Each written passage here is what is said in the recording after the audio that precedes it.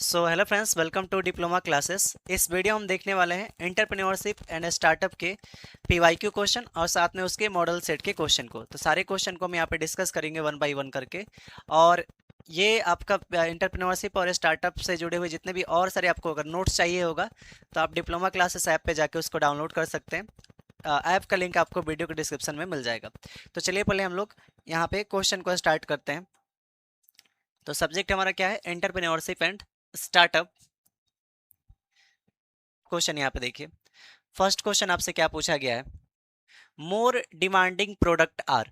यहाँ पे क्वेश्चन क्या है? More demanding product are. Hindi में देख लीजिए, अधिक मांग वाला उत्पाद डैश डैश होते हैं। ठीक है, तो अधिक मांग वाला उत्पाद क्या होता है? जिसकी आपका मान लीजिए जिसका रिक्वायरमेंट सबसे ज्यादा होता है। किसी भी प्रोडक्ट का अगर रिक्वायरमेंट सबसे ज्यादा है, मान के चलिए हमारे पास कोई प्रोडक्ट है और उसका रिक्वायरमेंट, कोई रिक्वायरमेंट मतलब कि उसकी खरीदारी बहुत ज़्यादा है, उसको हम बहुत ज़्यादा मात्रा में खरीद रहे हैं। बहुत ज़्यादा मात्रा में क्या कर रहे हैं? खरीद रहे हैं, मतलब क्रय कर रहे हैं। तो जब भी किसी प्रोडक्ट को हम बहुत ज़्यादा मात्रा में खरीदते हैं या बेचते हैं तो उस कंडीशन में हमको बहुत ज़्यादा प्रॉफिट मिलता है। यहाँ पे क्या हो जाता है? मोर प्रॉफिट जनरेट होता है। ठीक है, मोर प्रॉफिट जनरेट होता है। तो यहाँ पे आपका करेक्ट आंसर क्या हो जाएगा? देखिए, अधिक मांग वाले उत्पाद क्या होते हैं? अधिक खतरनाक, अधिक कम लाभदायक, अधिक लाभदायक। तो लाभदायक अधिक होते हैं। ठीक है, यहाँ पे क्या होगा आपका? अधिक लाभदायक होते हैं। अधिक लाभदायक का मतलब क्या आता है? ये मोर प्रॉफिटेबल होते हैं। तो जिस प्रोडक्ट का डिमांड सबसे ज्यादा है उसका आपको क्या मिलेगा? उसमें प्रॉफिट भी क्या होगा? आपको ज्यादा अर्न होगा। आगे बढ़ते हैं हम लोग नेक्स्ट क्वेश्चन पे। अगले क्वेश्चन को डिस्कस करते हैं। अगला क्वेश्चन है, the formation and management of partnership is given by the provision of. तो यहाँ पे इसका हिंदी समझ लेते हैं। साझेदारी का गठन और प्रबंधन डैश डैश के प्रावधान द्वारा नियंत्रित किया जाता है। तो यहाँ पे जो पार्टनरशिप वाला टर्म है या मैनेजमेंट और पार्टनरशिप का जो टर्म है उसको किसके थ्रू नियंत्रित किया जाता है? गवर्नमेंट के किस रूल के थ्रू नियंत्रित किया जाता है? तो ये जो रूल होता है, ये जो एक्ट होता है, इस एक्ट को क्या बोलते हैं? एक्ट में आया था ये इंडियन पार्टनरशिप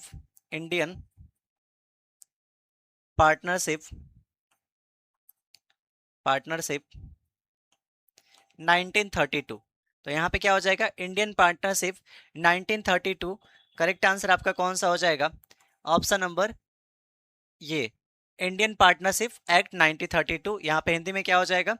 भारतीय साझेदारी अधिनियम 1932। करेक्ट आंसर आपका ये वाला हो जाएगा। आई होप आपको ये क्वेश्चन भी अच्छे से समझ में आ गया होगा। सबसे पहले आप सभी को एप्लीकेशन को करना होगा डाउनलोड। उसके बाद आपको आना होगा पॉलिटेक्निक सेमेस्टर क्लास वाला फोल्डर के पास। जैसे आप लोग यहाँ पर आते हो फिर आपको आना होगा एसबीटी बिहार के पास। जैसे आप लोग यहाँ पर क्लिक करते हैं आपका जो भी ब्रांच होगा वो आपके स्क्रीन पर आ जाएगा। नेक्स्ट क्वेश्चन की तरफ चलते हैं और अगला क्वेश्चन यहाँ पे हम लोग डिस्कस करते हैं। अगला क्वेश्चन क्या है? यहाँ पे देखिए, अगला क्वेश्चन है SWOT stand for strength dash dash and threads. तो यहाँ पे SWOT का मतलब क्या होता है इसमें, इसको बताना है। तो यहाँ पे देखिए टर्म क्या है आपका? SWOT। ठीक है, SWOT। तो पहला टर्म जो आपका S होता है, ये जो S होता है ये बताता है किसको? स्ट्रेंथ को। किसको बताता है? स्ट्रेंथ को बताता है। फिर ये जो दूसरा टर्म है ये बताता है वीकनेस को। ये किसको बताता है? वीकनेस को बताता है। फिर ये तीसरा टर्म आपका जो ओ है ये बताता है किसको? अपॉर्चुनिटी को। ओ से आपका अपॉर्चुनिटी होता है यहाँ पे, ओ से अपॉर्चुनिटी, और ये टी से आपका थ्रेड होता है। टी से क्या होता है? ये इस टी से आपका ये क्या होता है? यहाँ पे थ्रेड होता है। टी से क्या होता है? आपका थ्रेड्स होता है। तो टी से आपका थ्रेड्स हो जाएगा। तो स्ट्रेंथ हो गया, एस से स्ट्रेंथ, डब्ल्यू से आपका वीकनेस हो जाएगा, डब्ल्यू से आपका यहाँ पे क्या हो जाएगा? वीकनेस हो जाएगा। फिर ओ से आपका क्या हो जाएगा? अपॉर्चुनिटी हो जाएगा, और टी से यहाँ पे थ्रेड लिखा हुआ है। तो strength, weakness, opportunity and thread, SWOT का फुल फॉर्म हो जाएगा। तो आई होप आपको ये समझ में आ गया होगा। नेक्स्ट क्वेश्चन पे बढ़ते हैं। अगला क्वेश्चन है यहाँ पे, need for achievement was develop by. तो नीड फॉर अचीवमेंट इसमें क्या आता है? उपलब्धि की आवश्यकता डैश डैश द्वारा विकसित की गई। तो उपलब्धि की आवश्यकता जो है किसके द्वारा विकसित की गई है? ठीक है, तो ये भी एक थ्योरी है। और अगर नीड फॉर अचीवमेंट की बात करें हम लोग, नीड फॉर अचीवमेंट, तो नीड फॉर अचीवमेंट जो होता है इसको डेवलप किया गया था किसके द्वारा? इसको डेवलप किया गया था, आपका यहाँ पे हो जाएगा करेक्ट आंसर, डेविड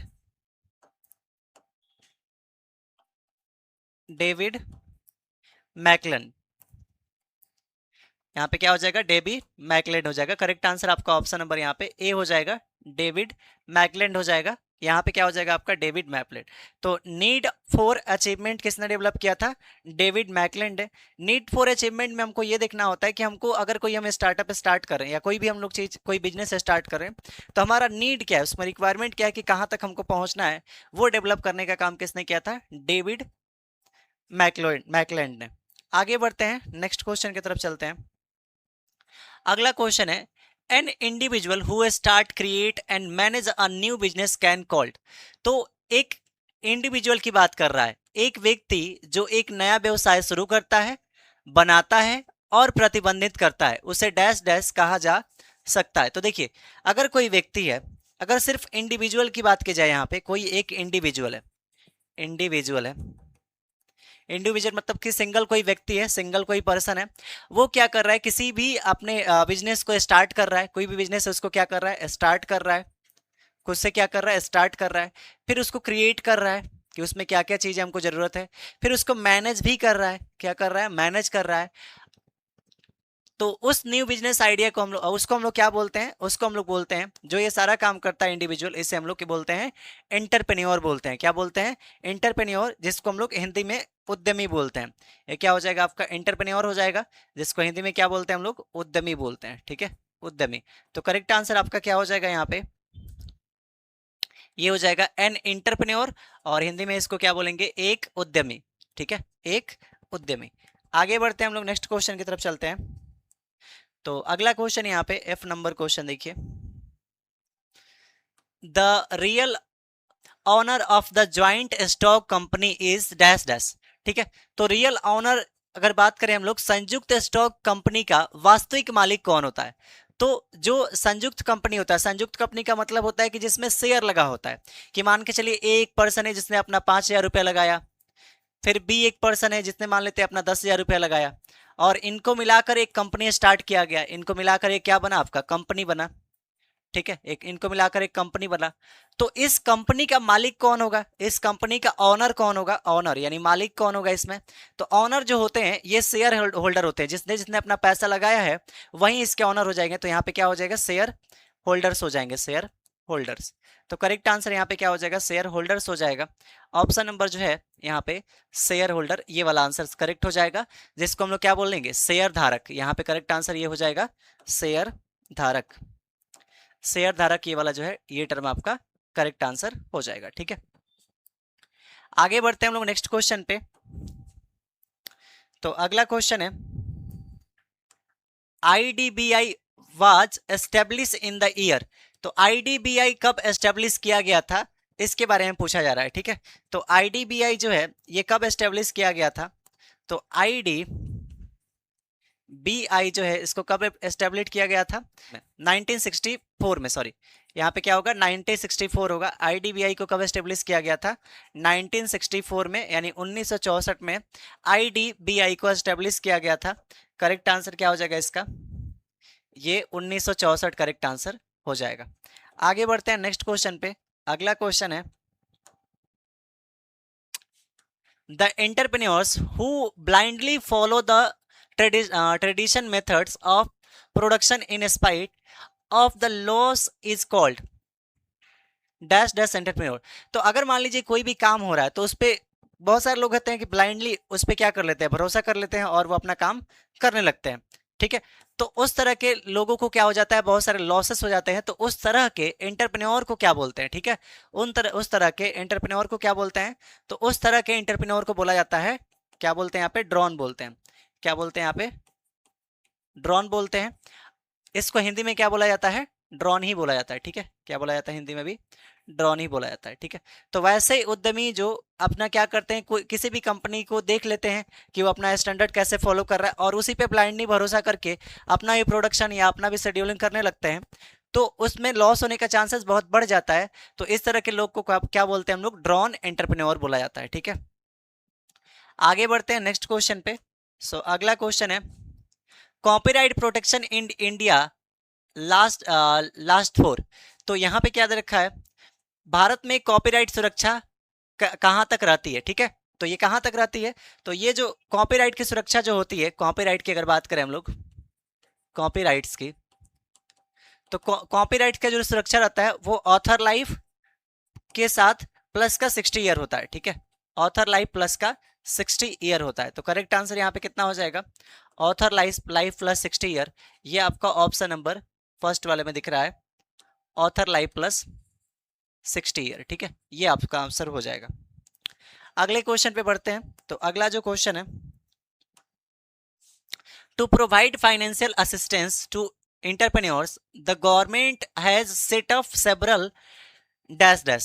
तो अगर हमको क्या करना है, यहाँ पे लिखा है to provide financial assistance to entrepreneur the government has set up to several क्या क्या वहां पे करता है। तो उद्यमी को वित्तीय सहायता प्रदान करने के लिए सरकार ने कई क्या स्थापित किए हैं। तो यहाँ पे सरकार ने क्या क्या स्थापित किए गए हैं, तो इसके लिए सरकार ने क्या किया है, अलग अलग सरकार ने यहाँ पे क्या क्या रूल बनाया है। तो सरकार ने यहाँ पे अलग अलग क्या बनाया है, फाइनेंशियल इंस्टीट्यूशन बनाया है, ठीक है। फाइनेंशियल इंस्टीट्यूशन, तो सरकार ने बहुत सारे फाइनेंशियल इंस्टीट्यूशन बनाया है ताकि फाइनेंशियल असिस्टेंस ऑफ एंटरप्रेन्योर को क्या किया जाए, गवर्न या कंट्रोल किया जा सके, ठीक है। तो आई होप आपको ये सारे क्वेश्चन समझ में आ गए होंगे। इसके बाद के सारे क्वेश्चन आपको एप्लीकेशन पे देखने को मिल जाएगा। अभी ही डाउनलोड करना होगा प्ले स्टोर से, या लिंक इस वीडियो के कमेंट बॉक्स में मिल जाएगा। एप्लीकेशन नेम है डिप्लोमा क्लासेस। वहां पर वही क्वेश्चन है ना जो क्वेश्चंस आपके सेमेस्टर एग्जाम में पूछे जाएंगे, सेम टू सेम क्वेश्चंस पूछेगा। मॉडल सेट क्वेश्चन है, वीवीआई क्वेश्चन है, प्रीवियस ईयर क्वेश्चन से, और सिलेबस के अकॉर्डिंग हिंदी प्लस इंग्लिश दोनों माध्यम में क्वेश्चन है। वीवीआई ऑब्जेक्टिव क्वेश्चंस भी है, वहीं से क्वेश्चंस पूछे जाएगा। तो आपको ज्यादा नहीं, एग्जाम से एक रात पहले जो वीवीआई क्वेश्चन या मॉडल सेट क्वेश्चन है उसको कंप्लीट कर लेना है, और सुबह हमें एग्जाम देने चले जाना है। जब आप लोग एग्जाम दे करके आएंगे ना, तो आप सभी को मालूम चलेगा कि 70 में से लगभग में 60 प्लस नंबर का क्वेश्चन वहीं से पूछा गया है। तो अभी आप लोग के पास टाइम है, एप्लीकेशन को डाउनलोड कीजिए और जो भी वहां पर क्वेश्चन आंसर है उसको कंप्लीट कर लीजिए।